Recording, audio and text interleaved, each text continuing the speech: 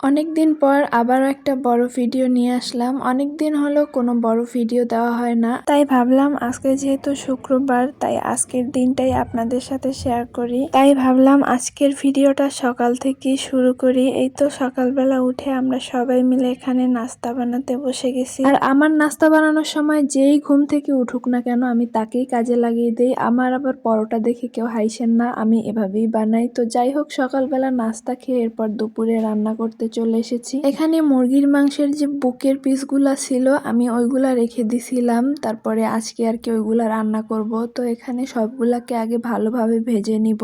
আর এই বুকের মাংসটা একটু বেশি কড়া করে ভাজলে তাহলে আর কি খেতে ভালো লাগে। তো সবগুলাকে দিয়ে এরপর এটাকে আমি ভালোভাবে ভেজে নিয়েছিলাম। এরপর সুন্দর করে সব বাটা মশলা দিয়ে তারপরে কষিয়ে নিয়েছি, আর সাথে এই যে আলুগুলাকেও কিন্তু ভেজে নিয়েছি। আর এগুলা দিয়ে এখন এটাকে ভালোভাবে কিছুক্ষণ কষিয়ে নিব। ওই দিন আমি একটা শর্ট ভিডিও আপলোড করেছিলাম যে আমার মুরগির মাংস রান্না শেষ, এবার নামিয়ে নিব। ওই দিন আমি ভিডিওটা মজা করে আপলোড করেছিলাম। ওই দিন কিন্তু সবেমাত্র কড়াইতে আমি ঝোলটা দিয়েছি, এরপরে এই পাতিলটার ভিতরে সবটা ঢেলে দিয়ে তারপরে আর কি রান্না করে নিয়েছিলাম। কেন জানি এই পাতিলটার ভিতরে দিলে তাড়াতাড়ি সবকিছু সিদ্ধ হয়ে যায় আর রান্নাটা তাড়াতাড়ি হয়ে যায়, যার কারণে আমি এই পাতিলটার ভিতরে দিয়েই তারপরে গোশত রান্না করি। তো যাই হোক, এখানে নামিয়ে দিয়ে তারপর আর কি রান্না করে নিয়েছিলাম। আর সবাই ভেবেছিল আমি এতটুকু গোশে এতগুলা ঝোল রেখেছি। তো যাই হোক, এরপরে গোশটা রান্না হয়ে যাওয়ার পরে আমি এখানে পোলাও রান্না করে নিতেছি। আর হ্যাঁ, মটরশুঁটি সংগ্রহ করার যদি কোনো টিপস থাকে তাহলে অবশ্যই আমাকে বলবেন। এই বছর প্রথমবার আমি এই গাজর আর মটরশুঁটি দিয়ে পোলাওটা রান্না করেছি, আর এটা বাসার সবাই অনেক বেশি পছন্দ করছিল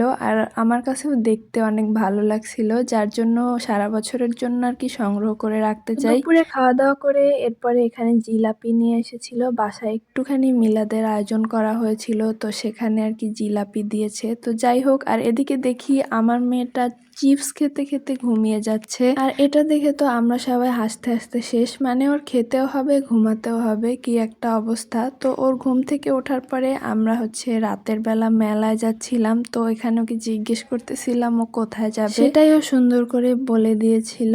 আজকে আমরা মেলায় যাব আসলে ফুচকা খাওয়ার জন্য। অনেক দিন হয়ে গেছে ফুচকা খাওয়া হয় না, যার জন্য আর কি আমরা মেলায় যাচ্ছি। আর এই তো মেলায় কিন্তু অনেক বেশি ভিড় ছিল, যার জন্য আমার ভিডিও করতেও লজ্জা লাগছিল। তো যাই হোক, এরপরে সন্ধ্যার দিকে এখানে পুরি নিয়ে এসেছিলাম বাসায়, তো সেগুলাই আমরা এখানে বসে বসে খেতেছিলাম। আর এই পুরি খেতে তো সবারই ভালো লাগে, আর এটা ছিল আলুর পুরি। আজকে আবার রাতের বেলা এখানে দুধ চিতই বানিয়েছিলাম। এবছর এখন পর্যন্ত কোনো পিঠাই খাওয়া হয়নি, তাই ভাবলাম এখন থেকে একটা একটা করে ট্রাই করব। তো এরপর এখানে পিঠাগুলাকে ভিজিয়ে নিয়েছি, আজকে ভিজিয়ে রাখলাম কালকে সকালে খাবো। তো যাই হোক, আজকের ভিডিওটা এ পর্যন্তই। কার কাছে কেমন লেগেছে অবশ্যই কমেন্ট করে জানাবেন। দেখা হবে নেক্সট কোনো ভিডিওতে। ততক্ষণ সবাই ভালো থাকবেন, সুস্থ থাকবেন। আল্লাহ হাফেজ।